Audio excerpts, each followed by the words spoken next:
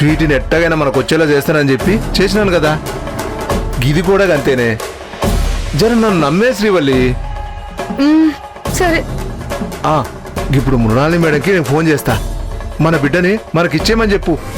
అదేందయ్యా, నువ్వే వాళ్ళకిచ్చి మళ్ళీ నువ్వే తోలుకొస్తానంటున్నావు? ఏం లేదే, వాళ్ళు పెద్దోళ్ళు కదా, అదును చూసి ఎట్లయినా మాట మారుస్తారు. వచ్చే ఆదివారం మనం దుబాయ్ పోనీకే అన్నీ సిద్ధం చేసిన. ఒకవేళ ఇప్పుడు వాళ్ళు బిడ్డ నీకపోతే ఎట్లా? అందుకే ఇప్పుడే మనకిచ్చేయమని చెప్పు. మాట్లాడు మాట్లాడు.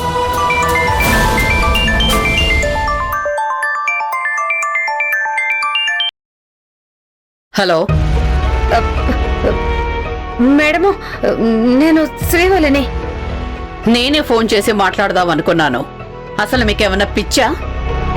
స్వీట్ని మీతోనే తీసుకెళ్లకుండా మళ్ళీ ఝాన్సీతో ఎందుకు పంపించారు? అంటే మేడము, బిడ్డ మమ్మల్ని చూసి ఏడుస్తుంది, కొన్ని దినాలు ఉంచుకుని తోలుతామని వాళ్ళు చెప్పిండ్రు, అందుకే ఏడిసినాం. మరిప్పుడెందుకు ఫోన్ చేసావు?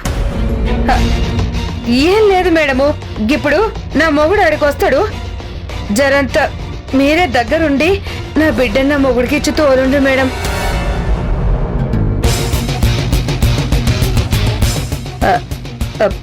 మేడము. సరే, త్వరగా వచ్చి తీసుకెళ్ళమని చెప్పు. అట్నే మేడము, అట్నే. చెప్పుడు వెళ్ళదొక్క గోల. శ్రీవల్లి, ఇక ఈ అదో బతుకు పోయినట్టే. ఈ కాడి నుంచి మనం పెద్దోళ్ళ బతకబోతున్నాం. ఇక నువ్వన్నీ మర్చిపో. నేను కూడా నిన్ను నీ పిల్లల్ని మర్చిపోతా. ఇగో, నేను ఇట్లా పోయి అట్టా బిడ్డని దొరికొస్తా. బిడ్డ దీనికి ఏదైనా మంచిగా ఉండు. ఇదిగో, ఇది పట్టుకొని లోపల పెట్టు, జాగ్రత్త.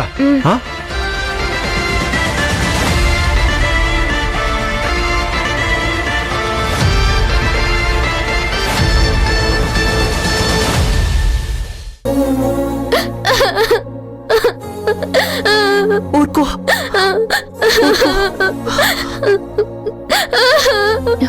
స్వీటీ, ఊరుకో. నువ్వెలా ఏడిస్తే ప్రాబ్లం అవుతుంది.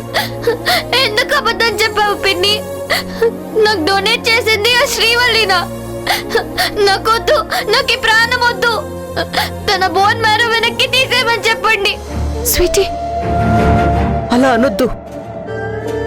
చనిపోతావనుకున్న నువ్వు ప్రాణాలతో బయటపడ్డావు.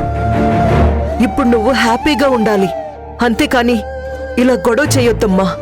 అది కాదమ్మా, నన్ను బ్రతికించినందుకే కదా వాళ్ళు నన్ను తీసుకెళ్తామంటున్నారు. నిన్ను ఎవరు తీసుకువెళ్లరు, నువ్వవేం పట్టించుకోకు. లేదమ్మా, ఇందాక బాబాయ్ ఎంత చెప్పినా బిక్తాతే వినడం లేదు కదా. నాకు అర్థమైంది, నన్ను ఖచ్చితంగా వాళ్ళ దగ్గరికి పంపిస్తారు. నేను వెళ్ళనమ్మా. సరే, నువ్వెళ్ళొద్దు. మనకి మీ పిన్నుంది కదా. మీ పిన్ని ఎవరనుకుంటున్నావు? నీ పాలిట దేవత.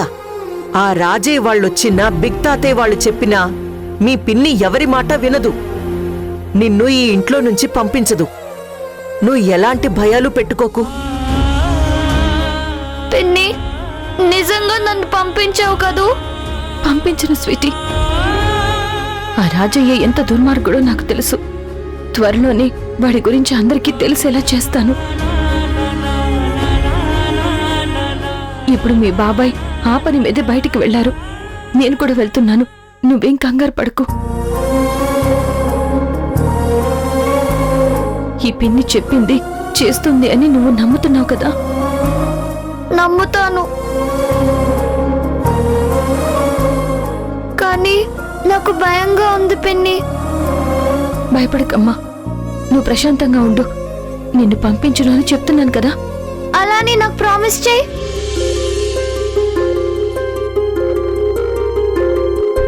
ప్రామిస్ చేయి పిన్ని.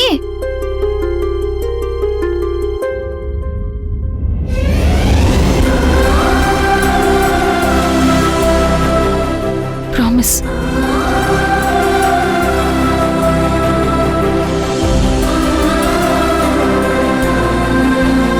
ఓకేనా? నువ్వు ఇక దీని గురించి ఆలోచించుకో, రెస్ట్ తీసుకో.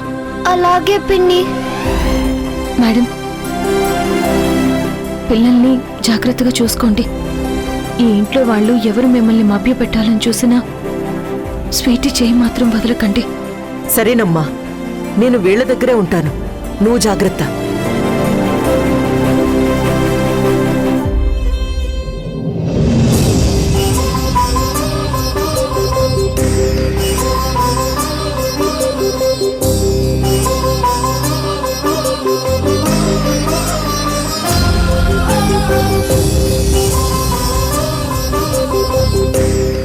అక్క, బావా, మీరు చెప్పినట్టే స్వీటీకి ట్రీట్మెంట్ చేయించేశాను. తన ప్రాణానికి ఏ ప్రమాదం లేదు. ఇక మిగిలింది ఒక్కటే, పిల్లల్ని ఈ ఇంట్లో వాళ్ళకి దగ్గర చేయడం. ఆ మాట కూడా త్వరలోనే నిలబెట్టుకుంటాను.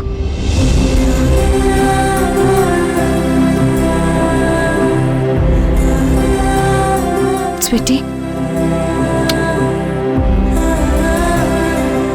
అల్లరి చేయకు.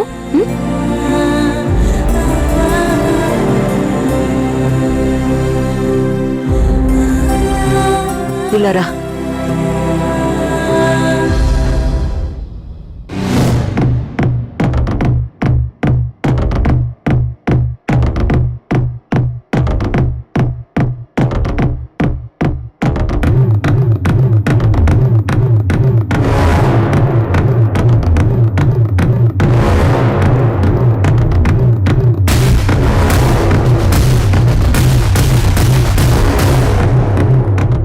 ఆగండి సార్.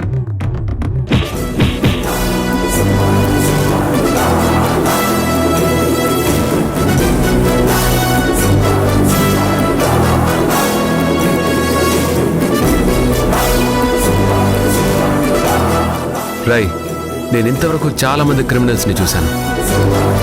మోసాలు, దోపిడీలు, దొంగతనాలు, మర్డర్లు చేసే వాళ్ళని చూశాను. కానీ నీలాంటి నీచుణ్ణి ఇంతవరకు చూడలేదురా. ఏంటి సార్ వాడు నా దగ్గర ప్రవచనాల ప్రోగ్రాం మొదలు పెట్టినారు? అయినా లోకం తెలియని పసిపిల్లల జీవితాలతో ఆడుకోవటం ఏంట్రా? ఆ? చిన్న చిన్న పిల్లల్ని అమ్మేయటం ఏంట్రా? అసలు నువ్వు మనిషివా, మృగానివా?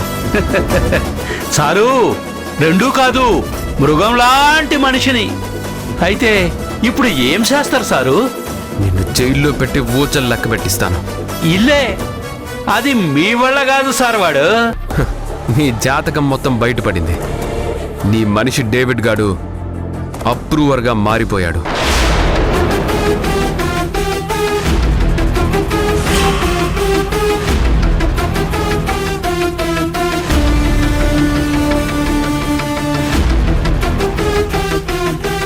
నువ్వు చేసే దందాలు, దౌర్జన్యాలు, దేశ విదేశాల్లో నీకున్న లింకులు మొత్తం కక్కేశాడు.